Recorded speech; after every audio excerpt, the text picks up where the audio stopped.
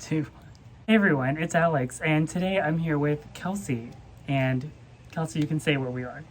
On vacation. We've been here for a while, a few days, on a week-long vacation with our friends, but we realized it's the middle of June, so that means everyone's doing the mid-year book Freakout tag, which Kelsey's done with me before. So we're making it a little tradition thing. We have the questions here, and then just like last time with when we did this, we'll just give our answers alternating, and then we'll talk about them. Okay. So I'll read the question first, and then you can answer first, and then I'll go back. No, you answer first. Me? Okay. Yeah. Cool. Question 1.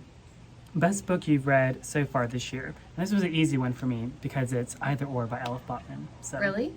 Yeah. Which I know you brought your library I'm copy. like halfway through. It's not really a spoiler. I don't know if you've gotten there yet, but it's like the part at school and then part away, like in the I haven't idiot. gotten to away yet. Okay, yeah. But that's like the last time it kind of fell off a little for me at the away part. Yeah. So.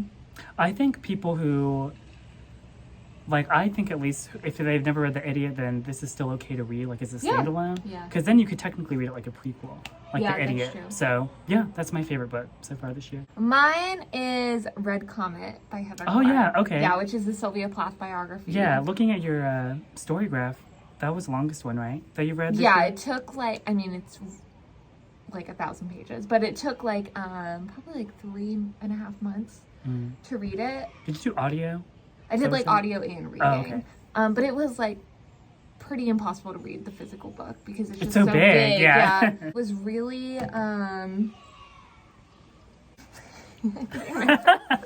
just like it talks a lot about Sylvia Plath, but it also talks a lot about like the writers she's around at that time and how certain things have been contributed to like Ted Hughes or others that maybe there's like more outside influence. I feel like it broke down a lot of myths without like being like, I'm gonna break down this myth. So it was really good. It had a ton of, I mean, it's like a research like book, so it's like a ton of primary sources. You get a really big sense of like her writing even if you haven't read it because they quote pretty heavily in it, but it doesn't feel like regurgitated. And it because it's always followed by like a super like lengthy discussion because I feel like I'm not that interested in like writers' biographies, and I've only read The Bell Jar forever ago, so I don't know why I even picked it up.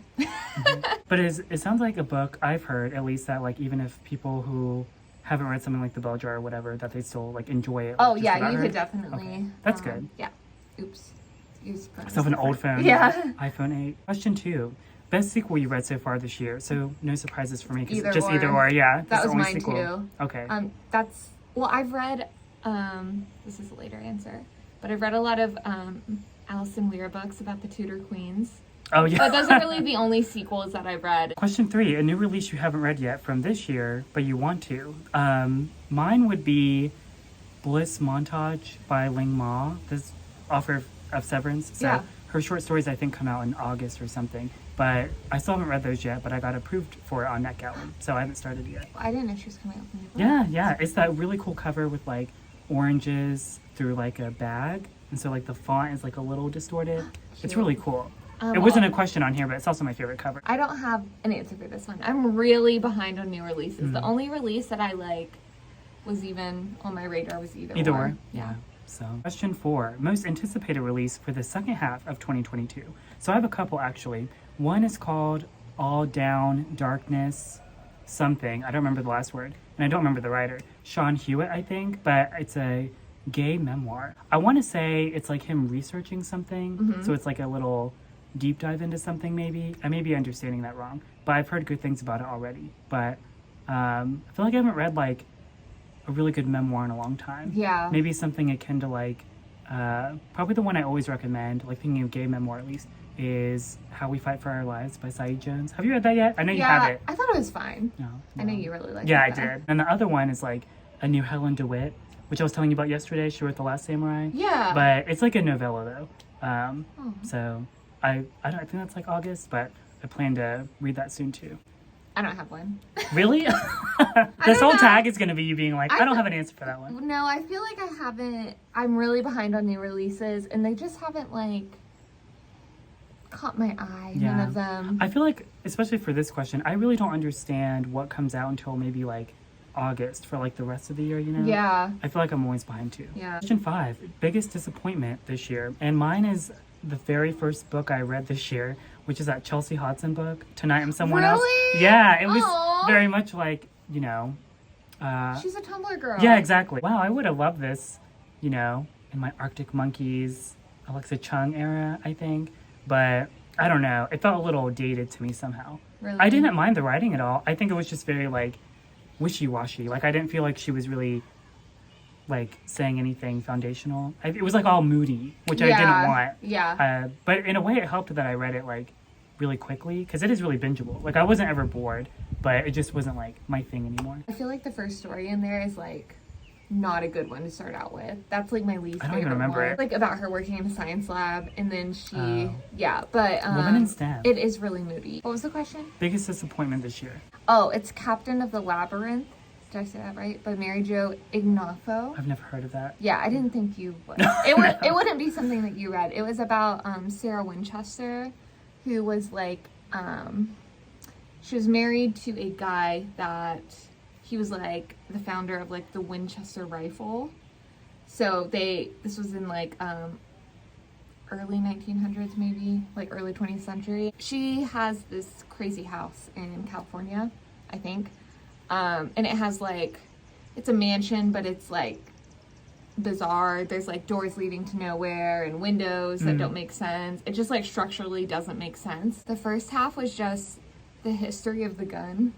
Oh no. Then the second half was like her after her husband's death, which is kind of when That's people more my like thing. mythologize her. Yeah. Yeah, but like when it got to there, it was a lot of like, well, her old friend said that. It just wasn't a very good research book. If you were into like gun history, maybe the first half would work for you, but like it was all over the place and didn't give me my answers. So Okay, question 6, biggest surprise this year.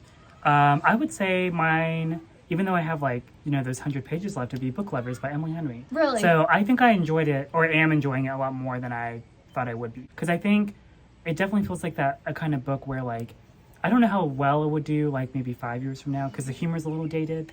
Like I feel like I enjoy it most because the pop culture references are really still like current. Or at least ones like it's gonna be like, know. dated in like a couple years.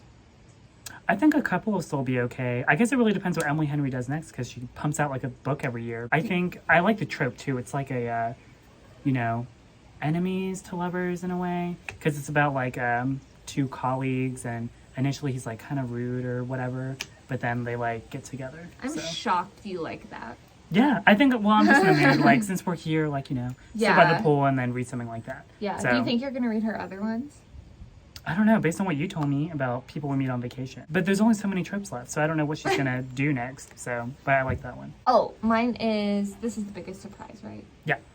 It's Loot by Sharon Waxman, which is a nonfiction book. I have a lot of nonfiction answers. It was written in 2007, so it's a little bit, a little bit older, but it follows like the idea of looting from like non-Western countries, especially like Iraq and the Middle East, like their antiquities, and then how they get over here to U.S. museums. It goes through like these big museum like directors and how they've like basically like funded terrorism by like looting these objects. And it vaguely like, it's a really good introduction to like law around like antiquity trading and stuff.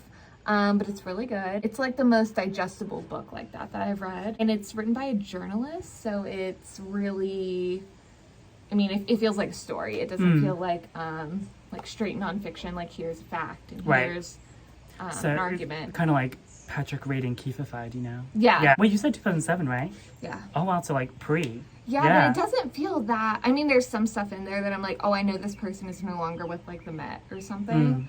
But other than that, it doesn't really feel that too dated. Like everything that she's talking about like is still happening in an issue. As far as like books on like loot, it's like not that popular of one. So it was a surprise. What can I say? Question 7, favorite new author. And mine is Paul Dalla Rosa, who's a short story collection. Yeah. The vivid and exciting and vivid inner life, I think. Mm-hmm. So I really like him. I think he does a good job. Like, all of his stories are pretty like mundane, sad, gay. Oh God, gross. Gonna cut that out. Is that the only book he's written? I think so. Just a short story collection. I'd really like for him to do a novel. But in a way too, sometimes the stories, if I read them too consecutively, feel a little bit the same. Yeah. They just feel like maybe different stand-ins for different settings or whatever, because it kind of reads all the same after a while. But yeah, I like him. I think, I hope he does a novel or something. So I'm surprised it was a short story collection. yeah, me too. Mine is, what is it, the best new author? Mine's kind of a campy answer. It's Okay. Alison Weir. This is like not a new author. Like there's a bunch of like fictionalized versions of the Tudor Queens, but I thought that this is kind of like the go-to that people recommend, but I thought it was like not very good. Like I just thought that I had heard that. But I went and I've read like the first 4 and there's 6, I think. And they're really good. I mean, they're just like Comfort reads, kind of. yeah. I feel like I know like the history, and so I feel very like present when reading it. I don't know. It's just a good time. Newest fictional crush, and I don't have one. Oh wait, yeah. I'll say one. Okay. It's someone in either or that you haven't gotten to, but You can say them. Okay, It's I'll say it's for anyone that's read it already, watching. It's a guy that Celine describes as, I wake up next to him and I literally try to leave him, but then realized I failed trying to do that by escaping, so I go back to bed and lay beside him. So, man, what power. So, I think it's probably him. There's also, like, other ways in which they, like, met. Yeah, I just thought that was funny, but also just the context of, like, their relationship, I think is really, like, funny. Well, I have like a quasi answer. I was gonna say Celine. Oh. Just because Okay. she would be she'd kind of be like you, exhausting to be around, but like Yeah. intellectually stimulated. What can I say? Question 9, newest favorite character. I don't think I really have one on the basis of like anything I've read, but like as a side character thing, whenever I read Acts of Service by Lillian Fishman, there's this one girl that's the main character's roommate. There's a part where she's basically like, white people are crazy because like, you know, the trope of like complicated relationships and like love triangles, whatever. And she's just like really upfront. She's like, you're being crazy. So I really like her. Do you know her name? I don't. I don't remember. Oh, I put her under my fictional crush. Oh, okay. Well, I've read so much nonfiction. Like this year, That's true. Only so it's many. like, you know, can pick real from. people you Yeah. can't really romanticize. Yeah. Sylvia Plath. So yeah. Number 10, book that made you cry this year. I don't think it was like in a way anything sad, but it was sort of like emotionally satisfying and maybe be like either or, like the end of it. Yeah. I think it's really like, it's not even like a gut punch or like even emotional, I'd say, but it's like really satisfying just like reading more about Celine, I think. So I'd say it's like in that way. Well, I was going to say Red Comet by Heather Clark. Oh, I okay. didn't like cry, but I was very moved. Especially like towards the end when it gets into like, I mean, the way that she like writes the book is like you can like, in her like her argument is like you can see the decline of her writing at this point. Oh, yeah. And you can see like her relationship declining. You can like sense something is coming. It was like depressing. Like Oh my it God. was like I was like feeling it. So it's very sad. Yeah, I feel like it can take a toll, especially a book that big. Yeah, especially when like the whole book is like trying to reclaim her as like a right, not just like Ted Hughes, Right. muse or whatever. So like it's like you're spending 800 pages with her being like built up, and then you just see it. Yeah. It's pretty sad. You'd like it. I can't wait to get to it. Yeah. Question 11, a book that made you happy this year. And I would say Just by Looking at Him by Ryan O'Connell. You know that show Special on Netflix? Oh yeah. So he did that. So now he wrote this book. And whenever I talked about it in my last video, I thought it was like an okay book, but I did think it was really fun because I think he does talk about things like the gay community and like some peripheral aspects of like white privilege, but he like uses humor as like a coping mechanism, which is completely me too. And I think it kind of like cuts away from a lot of tropey stuff because a lot of the characters like have really good open dialogue about things that they just want and feel like they deserve. Yeah. So it was, yeah, I liked it in that way. Can I see my answer? Walk Through Walls by Amina Abramovich. Marina. Oh, yeah, sorry. yeah. It was, I picked it up at just a bookstore. Because I was like, I didn't know she had an autobiography. So she talks about art and like she goes through a lot of her big pieces. And Ule, which is like the guy she did the Great Wall with. The one she like collapsed with repeatedly and stuff. Yeah, and that was one I remember. A ton of background information on like their relationship and like why it didn't work. She talks a lot about like she sold all their work to him to like 'cause she needed money, and so like later in her career when like she was pretty big and when she had her institute, like she people yelping behind us. She like didn't have the copyright to that anymore, so like a lot of her exhibitions like she had to constantly make new work for because she like Ule owned all the stuff and they weren't in good terms. So you learn like, I feel like this is what like dreams are made of for art historians when they like want to know all that background, and she's like really forthright with it. Did I use that word correctly? Yeah. I saw a lot of her stuff on like Tumblr, like back in the day. Yeah. And like she had that documentary. Yeah, the artist is present thing. Yeah, and it feels very like, I mean, she'll say stuff and she'll be like, I knew it wasn't going to work because I'm pain. Like she'll like say stuff like that, and you're like, this is so. So she's like a straightforward Jenny Holzer truism, right? Yeah. So I mean, it's a little cringy. I mean, she's like, I feel like you always get that with artists though. They're like a little cringy. Yeah. The way they talk about like love and pain, but yeah, it was really nice to have context. It made me happy reading about all those. Yeah. Cool. That could have been us. Yeah. We could have been a duo. Question 12: a most beautiful book you bought or received so far this year, and mine would be Companion Piece by Ali Smith. At least I think they're only published this way in the US, but they're like those really pretty hardcover, like they're like paintings, you know? So this one is like very foresty, kind of like behind us, but altogether like the collection is really pretty, even though I have like 3 of them being like part UK, one's paperback, one's hardback. But you know, collectively they're kind of like between that and like my Elena Ferrante, the Neapolitan ones, I think they're like my favorite set of books. So, and it's fun to like you would touch. put the Elena Ferrante books in like any answer, probably for anything. Mine is Caravaggio by Andrew Graham Dixon, which is another is it biography on Caravaggio. But the cover is just like a Caravaggio painting, but they use like red, so it's like very dark. His paintings are like very dark and light. It feels like modern, but also it's like an ode to like Percival. I don't know. It's really nice and looks really good with the dark. I've never seen it, but whenever in post, when I'm sure I'll put it like right here, I'm sure it'll look really cool. The last and final question is, what do you need to read by the end of the year? So I have 2. One is Tomb of Sand, which I think won the International Booker. But the other one is Disorientation from a writer I can't remember. But it's about like a Asian American, or maybe she's just Asian, but she's studying at a U.S. college. So just in general, campus novels, I think. Like I'm just, you know, Celine, whatever, Either or, The Idiot, that kind of stuff. But interestingly, I've heard more negative things about Disorientation than positive. But really? I'd be curious. Yeah, I don't really remember what it's about, I don't think. Did it just come out? This year, yeah, earlier this year. So I want to try getting to that to see what I make of it. Alone with You in the Ether by Olivia Blake. Oh yeah, you were telling me about that. Which I don't know. I don't know anything about it. I just know it's sad and it's on TikTok, devastated people. And it was independently published and then it was bought. Acquired, yeah. So,